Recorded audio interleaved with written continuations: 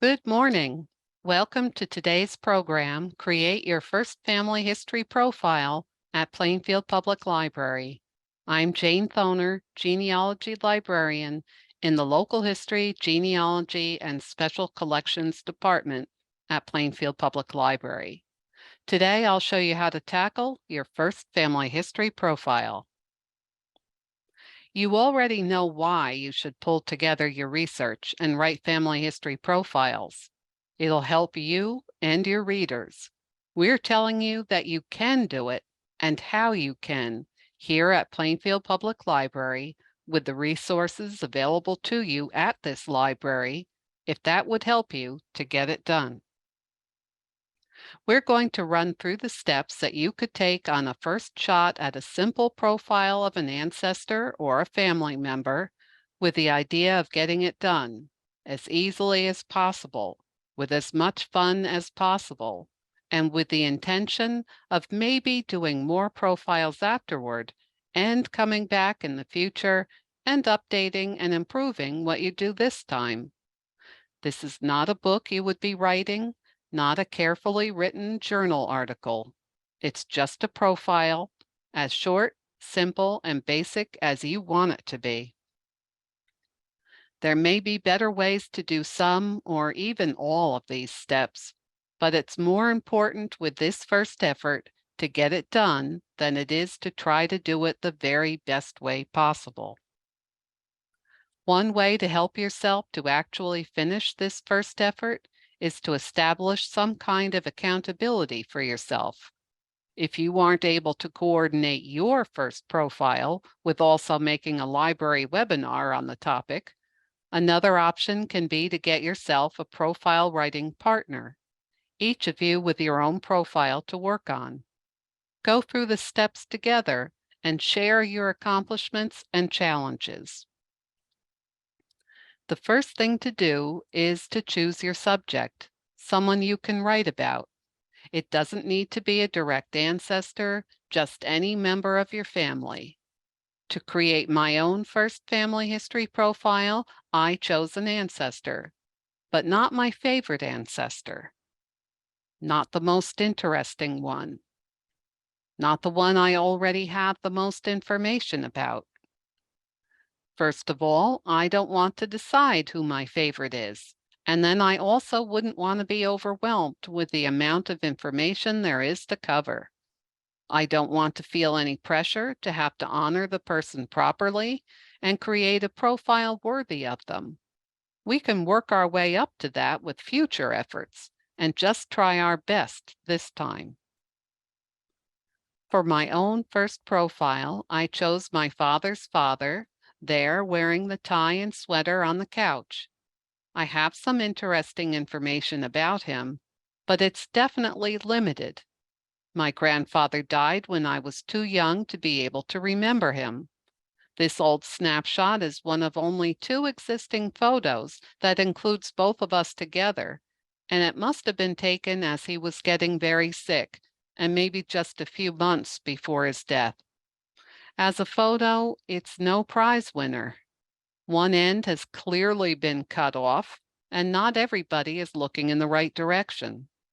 The blank wall is somehow distracting, and no one recorded the date it was taken. It could be a lot better, couldn't it? But there is no perfect or even better snapshot available from this time. That makes this very imperfect shot very likely the last time the whole family was ever together, priceless anyway. I've been researching this grandfather for years and assembling whatever information I could find, from looking into standard genealogy resources to questioning family members who knew him. What I wanted to do with his profile is to get to know this grandfather the best that I can and to create a profile that I can share with my family, who at this point are almost entirely people who never met him at all. Once we've made a selection of our subject, we start by gathering together the information we have already. I have census printouts, birth, marriage, and death certificates, newspaper articles, some notes, and a membership certificate. More useful papers turned up in other files as I worked. They were admittedly something of a mess when I started, and nothing that anybody but a family historian would want to page through or would even understand entirely. The average family is not willing to sit for very long with your files of loose documents and photocopies. They'll be much happier with your new profile. But before we can write anything, we need to put our findings in order. If you need or want a quiet place to work on getting organized, come in and use a nice clear library table, just waiting for your files to be spread out. Insider tip from our tech desk lady on duty on the main floor most afternoons: tables outside Computer Lab B are the quietest ones these days, but 2 new glass-walled study rooms are nearby and will be ready soon. Once our papers are in order, we want to review the facts we have from them and put them in chronological order. That helps in making a timeline. I made this simple timeline with Excel software. If you don't have access to Excel at home, that software is loaded on the public computers here in the library. In a very basic chart of just 5 columns, I listed the facts I had already gathered. Of course, birth, marriage, and death had to be included, but I chose to add whatever else I had if it seemed significant or interesting. This chart is just for me, so it's okay there in January 1919 to use an abbreviation for Merchant Marines, but in hindsight, it would have been more useful to note the official full dates for the censuses. That's what I do now. If you wanted to make your own chart without using a computer, you could. Here are some of the public access computers ready with Excel software on the main floor of the library. We'll see these computers again later for actually writing our profile. This is your profile, so you get to choose what gets included.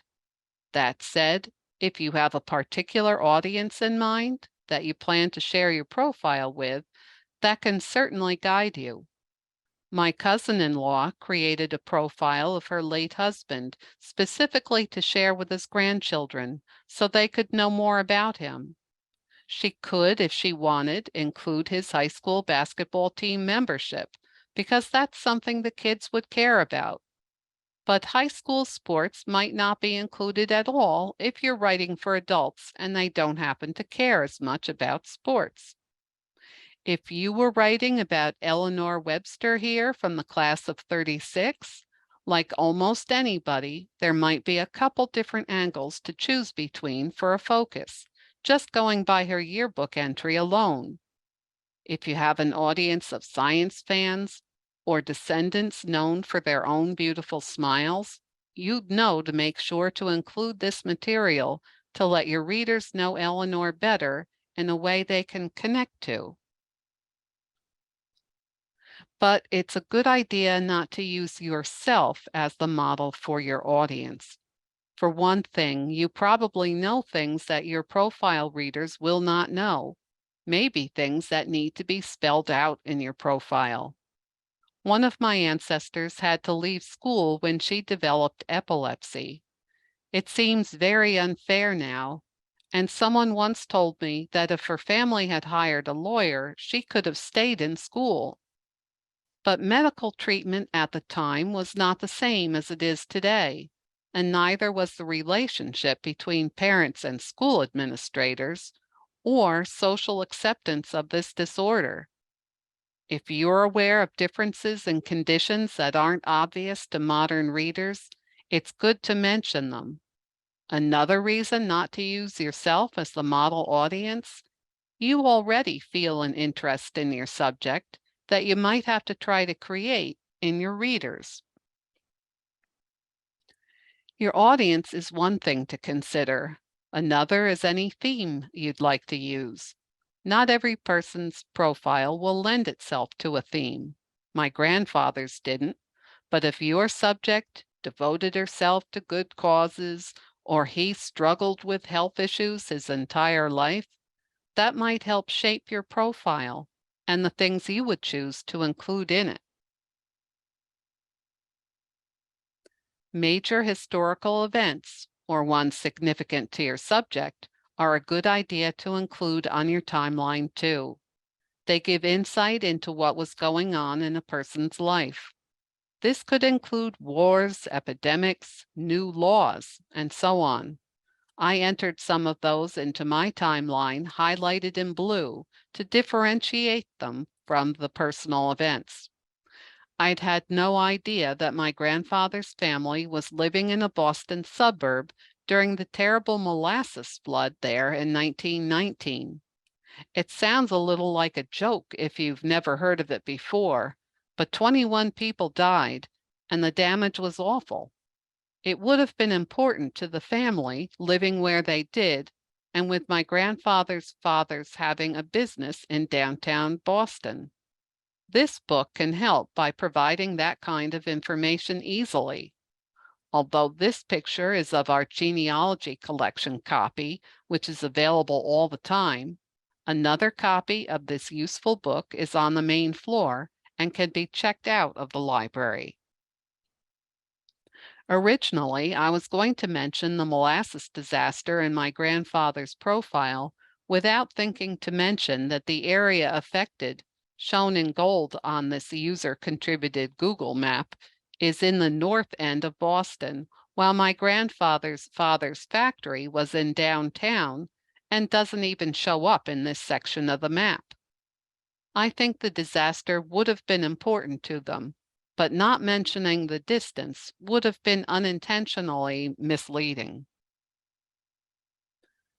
Once you've created a timeline with the facts you know, it's time to review the timeline for any important facts that you don't know and so weren't able to include. You can't discover everything. Don't wait for that impossible time. But is there anything in particular that you feel you really do want for this profile? In this case, with the records listed in the timeline, it becomes obvious that I don't have information about a marriage or the birth of a son for this person, even though the other records seem to indicate that both events occurred. Plainfield Public Library currently has all of these subscription databases you can use to try to find your missing fact, and that doesn't even include our local Plainfield area resources. Here I've put one of the databases in italics for emphasis, there on the bottom, because it's new for us and replaces another database that wasn't popular enough. Check back with us. New subscriptions come and go, and we always want to know which ones people are interested in using. Now, to fill the gaps that turned up in that timeline on the previous screen, I might start with Ancestry for their collection of Tennessee marriage records, 1780 to 2002. Or maybe the library can fill in a gap with some information from another resource. We may not have anything for early 20th century Tennessee in book form, but there are a lot of other great books that might be useful to you. If the missing information can't be found, you can still proceed with your profile. Just acknowledge what you don't know when you're writing. In this example, we have a complete gap of 10 years in the subject's life. Maybe someone who knows the answer will one day read your profile and fill you in. That will be a great opportunity to revise your profile with the new information. So now you're writing. I like using word processing because it's quick for me and easy to make corrections. The library's public computers available to use for timeline tables also have Word and Publisher for word processing. Which one you use can matter a lot when you're going to print a large number of copies to make your original compatible with a professional printer. For your first profile, if you want to use one of the library computers, you can use either Word or Publisher for up to 3 hours a day. If you prefer longhand, that's good too. Some people post their family history profiles online in a blog. We're not going to discuss that option, but there's a lot of information available for potential bloggers through the library's account with Skillshare. Here it is on the library's website. Check it out if you want to try blogging your profiles. You'll have to request an account through the library's membership. But the last time I checked, there were 290 classes on the subject of blogging. There was even one for history blogging. I tried out how to write a blog post that strangers will actually read and found it very interesting, even though I don't expect any strangers to read what I've written. Unless you already have another idea for your profile, use your timeline as a guide and convert your timeline facts into sentences. You have here on the top of this slide the basic facts about someone's birth, and that gives you what you need. If you know any extra details, add the ones that are important to you. Was Sally the first girl in the family? Have you checked the newspaper for March 3rd, 1935, and learned that it snowed all day the day she was born? Do you know how she got her name, or that she particularly liked having a springtime birthday? Details like that can make the story more interesting, but you can go without them if they're not available. In my situation, I have almost no details about my grandfather's childhood, but he does show up as a young man in some newspaper articles about a terrible explosion of the ship he was on during World War I, the Florence H, which I absolutely included in his timeline. The articles happen to be available through the library's subscription to newspapers.com. There's no way I would want to skip that story, but there's a question to settle at this point. Would it be better to write my own description of the facts that turned up and just identify my source, or to take the time to include a scan or transcription of the articles? If you were reading the profile written by someone else, would you have a preference? Also consider, for this person, do you have too many documents and articles to include everything as a scan? Of course, it's up to you, and you can always change it in a later update. I was not precise in identifying my sources with my first profile, but plan to be more thorough in the future. I don't want anyone to read what I've written and wonder if I've jumped to a conclusion if I haven't. Because I don't have a lot of other detail about my grandfather, and the explosion had to have been a big deal for him because well over half the men on the ship were killed, I might choose to include a partial scan of the article. It was easily available from newspapers.com. But what if you're dealing with a clipping you own or some other paper that you'd like to include in your profile? The library's public scanner is on the main floor and ready to go. It's completely free to use, and it can provide a scan of an original paper item of up to 11 by 14. You can save your scan to a flash drive, email it to yourself, or send it to a cloud service.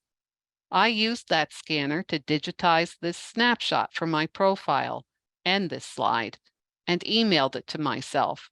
So of course the scanner works for photos too.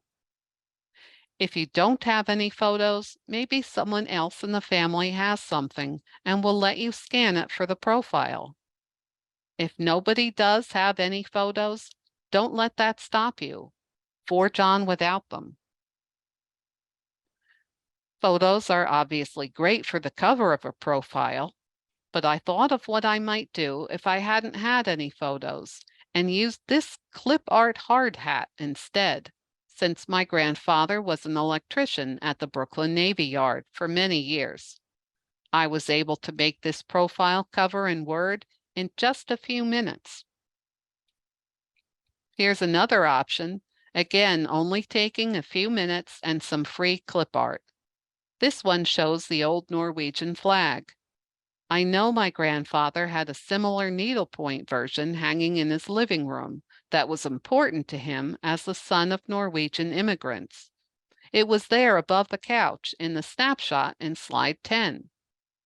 Additional alternatives might include a new photo you could take of a family home or a burial marker. That said, maybe the covers were the part of your childhood book reports that most let you express yourself.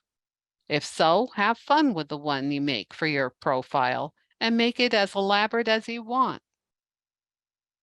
Have fun with graphics too, if that's what you like. This pie chart, easily generated by the PowerPoint software I'm using in this presentation, shows the variety of places where great-great-grandmother lived over the course of her long and happy life. Word and Publisher can do charts too. Or you could include a map, maybe one that shows how borders changed over the years, so that a person who only ever lived in the same place somehow seems to have moved between states. If you wanted to. Graphs can be fun, but I haven't been able to think of one I could use for my first profile. While you continue to write your profile, you may run into some inconsistencies or direct contradictions in facts. This happened for my profile when I reviewed notes I had from each of my parents. While my father had chosen quiet as one of 10 characteristics he listed in a simple description of his father that I had him write for me years ago, my mother said the opposite in something she wrote about the first time she met her in-laws. Whether he was quiet with family and a nervous talker with new people can't be determined at this point. And it's not a vitally important detail, although I would like to know. I could include both in a profile if it were significant, but decided to not mention the subject at all in this case. Your profile can raise questions for the unresolved points you think are important. It doesn't have to present only proven, undisputed facts. Another issue you may run into is sad or unpleasant facts. Will you include them? This is a decision each profiler must make alone.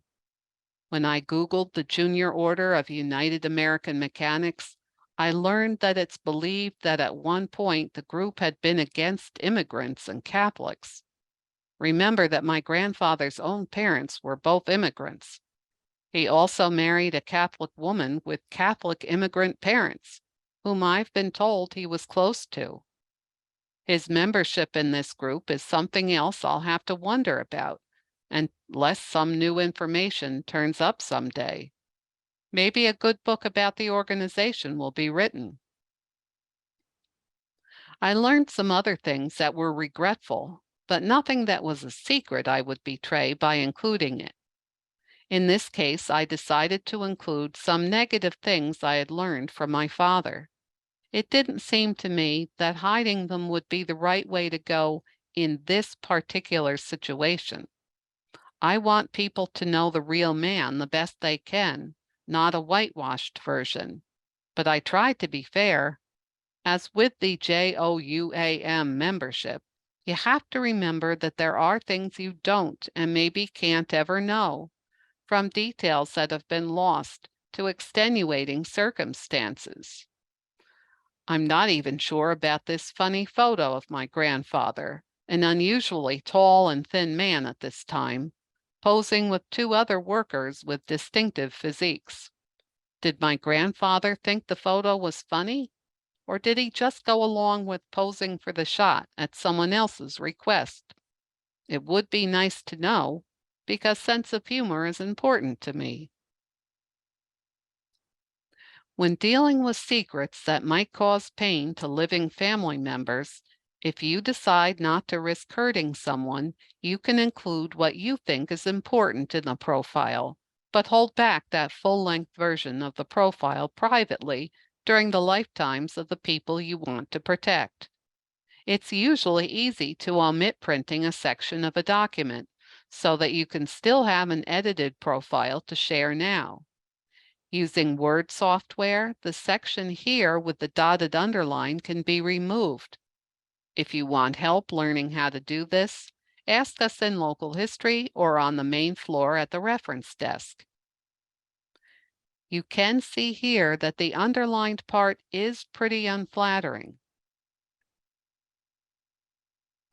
This is what prints when you're using the hide text function. If Robert's daughter would be hurt to learn the truth about his boyhood self before the army straightened him out, it's understandable. She doesn't have to see it, even if you've written it, because you think it's important. The computer automatically lines up your sentences as if the hidden ones had never existed. A profile with a sensitive section redacted is way better than no profile at all. And in another situation, the missing information might be very important to include for readers who could benefit from learning about a family member who was able to turn his life around even after things didn't look so good for him at an earlier point. Maybe you only wish you had some interesting secrets to liven up your profile. Are you afraid that what you would write could be a little dull with just a simple birth to death summary, but that's all you have to work with? Well, ask yourself if you wouldn't give anything to read an account of even the very dullest, most routine day in the life of one of your ancestors. Keep that in mind for your future readers. This brief account of my grandparents' trip to California in the 1970s is largely about their troubles finding low-cost hotel accommodations, but it's still treasure to me. In the years since my grandmother wrote this account, not a lot of the details she recorded have changed, aside from the S&H green stamps they earned from renting a car. So there aren't a lot of insights about life in the 1970s yet. But it's likely that someday this travel report will open the eyes of her later descendants to a world very different from their own, if they can still read script handwriting. What you write now in terms of profiles can only become more interesting with time as it illuminates the lives of people who are gone. A lot of professionally written whole book biographies open with a chapter about the most exciting event in the person's life. The rest of the chapters fill in other details in chronological order. You could try that format in just a thin booklet if you have an exciting event to cover. Or if you knew the person you're profiling or have been told stories about them, your opening section could include personal impressions or experiences you or someone had with the person. That would be something that maybe nobody else could provide but you.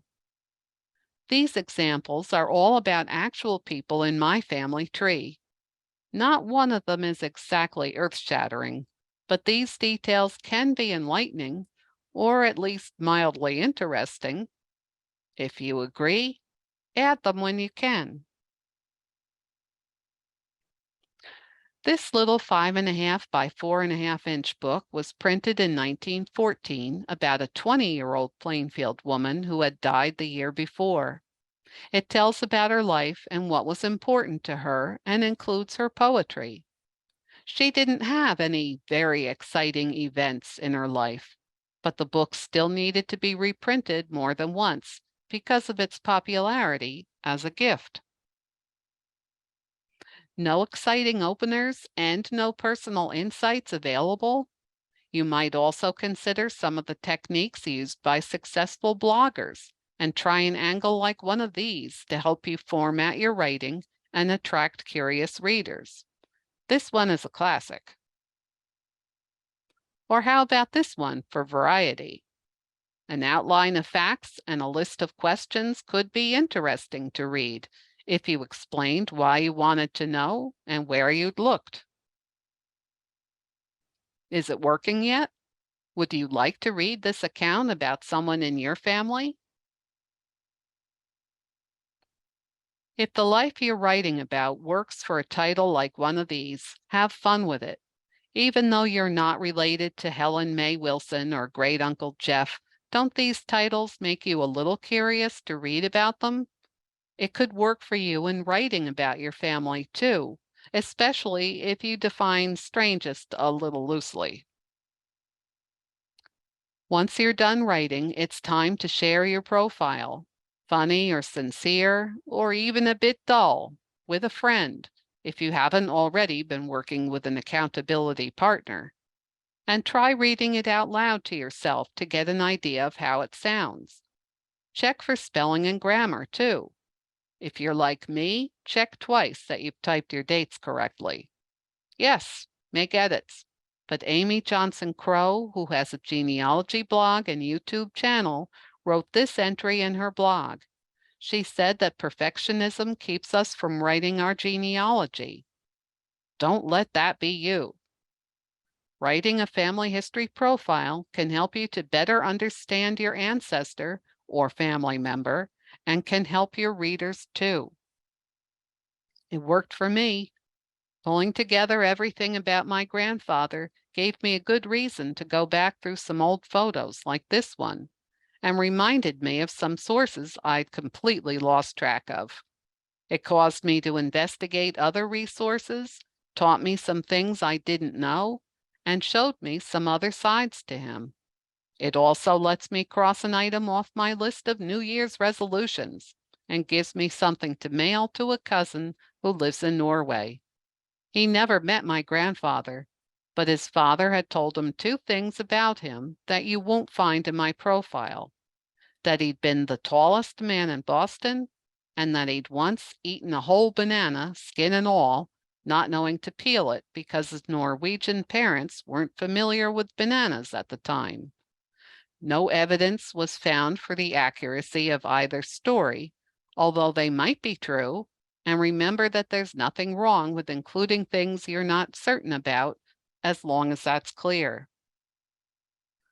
This first-hand account of the explosion of the Florence H is one of my brand new discoveries. It only turned up during my profile writing when I suddenly thought to do a newspaper search under the name of the man who saved my grandfather, a name my father had told me.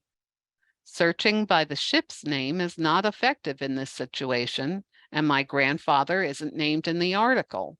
But this account fills in some gruesome details about that explosion in a way that was very helpful to me in understanding what they went through during this disaster. Some of that description went into the profile to help its readers to understand it better, too. Whatever you do, be sure to put your name and contact information on the profile, along with the date.